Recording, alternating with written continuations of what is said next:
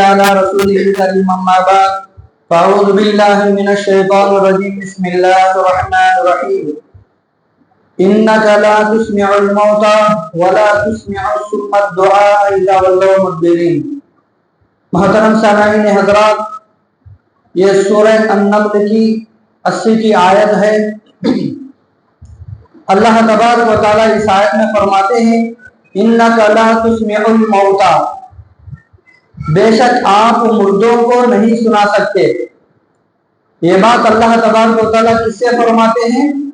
جناب محمد الرسول اللہ صلی اللہ علیہ وسلم سے فرماتے ہیں کہ آپ مردوں کو نہیں سنا سکتے. وَلَا تُسْمِعُ الصُّمَّ الدُّعَاءَ إِذَا وَلَّوْا مُدْبِرِينَ، اور آپ بہروں کو بھی نہیں سنا سکتے. جس کو سنائی نہیں دیتا، جو بہرے ہوتے ہیں، آپ ان کو بھی نہیں سنا سکتے.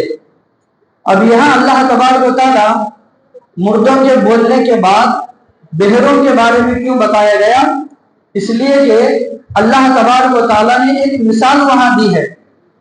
کیا مثال ہے؟ کہ بہرا ہے وہ جو ہے دیکھ سکتا ہے.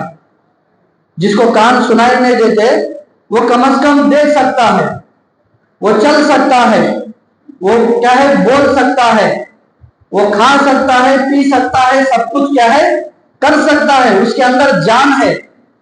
لیکن اللہ تبارک و تعالیٰ اس سے کیا ہے کیا چھین لیا ہے؟ سننے کی صلاحیت کو چھین لیا ہے. تو اللہ تبارک و تعالیٰ نے کہا کہ بہرے کو میں نے سب کچھ دیا ہے، خالی کیا ہے اس کو سننے کی صلاحیت نہیں دی، اس کے سننے کی صلاحیت کو میں نے چھین لیا ہے. تب تم بہرے کو نہیں سنا سکتے ہیں.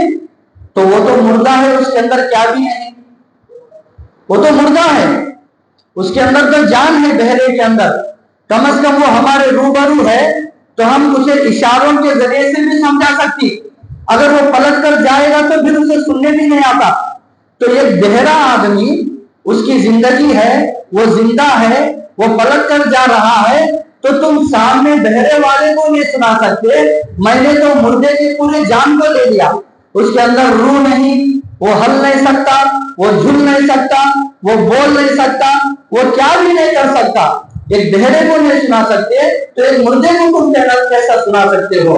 تو سامنے حضرات، ہمیں غور و فکر کرنا چاہیے کہ یہاں توحید کی بات بتائی جا رہی ہے کہ تم اللہ تبارک و تعالیٰ ہی کی عبادت کرنا چاہیے، اللہ کے سوا کسی اور کی عبادت نہ کرے. اس لیے کہ مرنے والا مردے کے معنی ہے.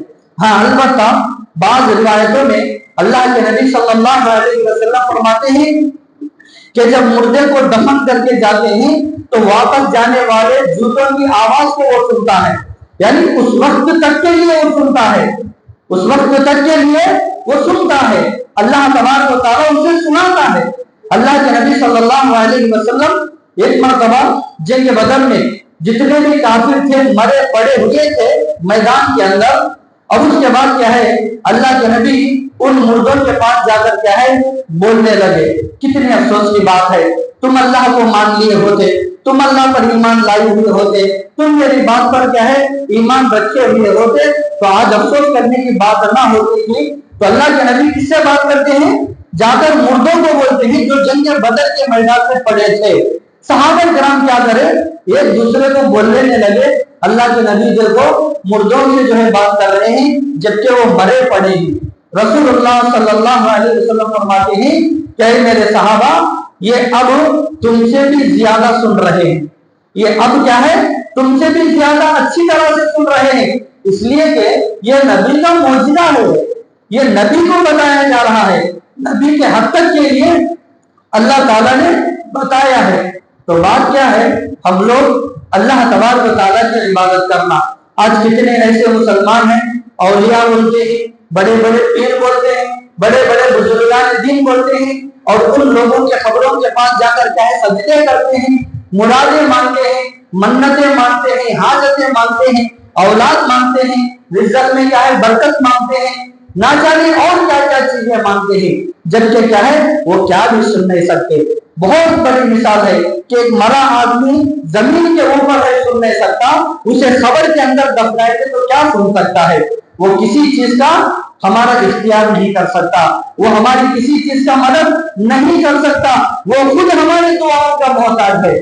جو مر کر چلا جاتا ہے قبر میں، چاہے وہ کتنا بھی بڑا بزرگ رہے، چاہے وہ کتنا بھی بڑا ولی رہے، وہ قبر میں سونے والا دنیا میں زندہ لوگوں کے دعاؤں کا محتاج ہے کہ ہم دعا کریں گے اس کو فائدہ ملے گا، ہم دعا کریں گے اس کی مغفرت ہوگی، ہم دعا کریں گے اس کے حق میں اس کو قبر کے عذاب سے بچایا جائے گا۔ لیکن افسوس کی بات ہے، آج اکثر مسلمان کیا ہے، درگاہوں کے پاس جاتے ہیں، نہ جانے کیا کیا مرادیں جا کر مانتے ہیں، جبکہ وہ قیامت تک بھی نہیں سن سکتے، اور سنے بھی تو بھی کیا ہے، وہ آ کر دنیا میں تمہاری کوئی حاجت پوری نہیں کر سکتے۔ سامعین حضرات، اللہ تبارک و تعالیٰ سورہ نجم کی آخر آیت میں فرماتے ہیں فَاسْجُدُوا لِلَّهِ وَاعْبُدُوا، اپنے رب کے سامنے سجدہ کرو اور اپنے رب کے لیے ہی عبادت کرو۔ یعنی سجدے کس کے لیے کی جائے؟ اللہ تبارک و تعالیٰ کے لیے ہی کرنا ہے، قبروں کے پاس جا کر سرا نہیں جھکانا ہے، یہ بہت بڑا گناہ ہے، یہ بہت بڑا شرک ہے۔ وَاعْبُدُوا کا مطلب کیا ہے؟ اس اللہ کی عبادت کرو۔ اس اللہ کی عبادت کا مطلب کیا ہے؟ نمازاں ہو، دعائیں ہو، سجدے ہو، جو بھی ہو، یہ سب اللہ تبارک و تعالیٰ کے لائق اور سزاوار ہے، اس کی عبادت میں کسی اور کو شریک نہیں کرنا چاہیے۔ اللہ سے دعا ہے کہ اللہ ہم سب کو ذہن عمل کرنے کی توفیق عطا فرمائے، اللہ اس کے رسول کی اطاعت کرنے کی توفیق عطا فرمائے، نمازوں کو قائم کرنے کی توفیق عطا فرمائے، اللہ ہم سب کو شرک سے، بدعت سے، کفر سے اللہ ہماری حفاظت فرمائے، اللہ ہم سب کو دین اسلام پر اور ایمان پر ثابت قدم رہنے کی توفیق عطا فرمائے۔ آمین۔ سبحان اللہ و بحمدہ، سبحانک اللہم و بحمدک، اشہد ان لا الہ الا انت، استغفرک و اتوب الیک۔